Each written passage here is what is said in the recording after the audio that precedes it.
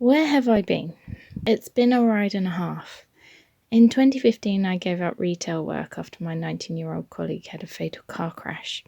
I figured life was too short and ventured out into creating art.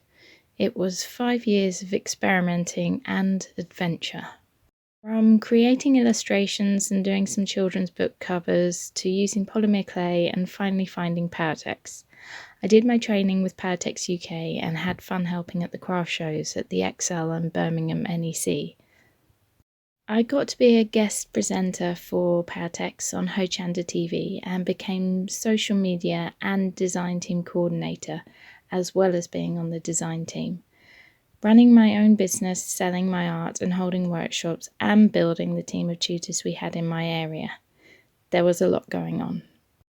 And in May 2019, I got a terminal cancer diagnosis 4 days after being on TV. I had previously been given the all clear, but after finding a lymph node raised in my armpit, I kind of had the feeling it wouldn't be great news, and that's sort of how melanoma works too. It's one of the deadliest skin cancers. So I put my head down and my health first and looked ahead to what the next step was. I didn't realise at the time, but I only had 6 months left to live.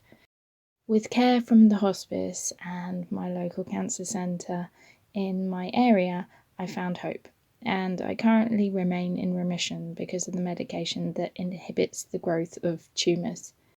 I will remain on them until they no longer work, and I have passed the 5-year mark, which is rare. So I figured with 2 good years in me and many side effects I am attempting to manage, I would try to impart some of my art knowledge and encourage those who might not have the confidence, something I fall in and out of regularly, to pick up your tools and have a go. I would hear so many stories at the shows of people with a huge stash but not enough time, space or confidence. So this is me gently persuading and giving you permission to find the time and space for yourself, because life really is too short. Hopefully anything I share will encourage you along the way. Mostly I want to show you arts and crafts needn't cost an arm and a leg, and using what you have to create something is possible. And that journey and the joy you get from creating is actually more important than the end result.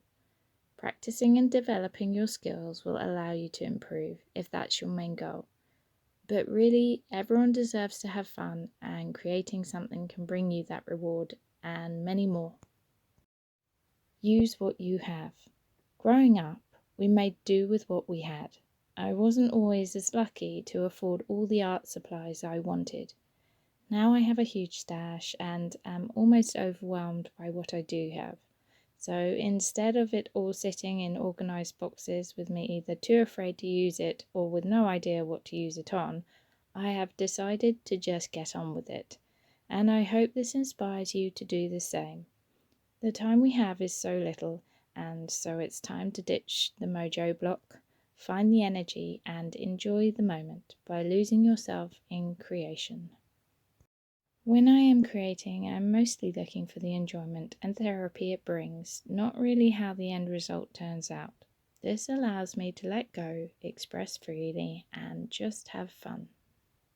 I also want to show that you don't have to have a lot to create, and if you don't have any of the items I have, just substitute them with your own products. This is about using your stash and moving that stagnant energy by creating and experimenting.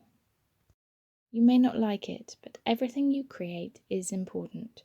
Be brave to keep everything you create in a journal. Even if you do not like it, you will be able to see the evolution of your skill and self-expression the more you practice and create. The journey to the destination is the most important lesson on the path, not the actual end result. Release control of how you expect something to look. You are just setting yourself up for a fail, because it almost certainly never turns out exactly as you pictured. Instead, go with the flow and accept the wonderful end result that came from you. The journey of self-discovery and your creative essence is something to be loved and cherished. It is individual to you, and no one else will be able to create the way you can, which is a very special thing indeed.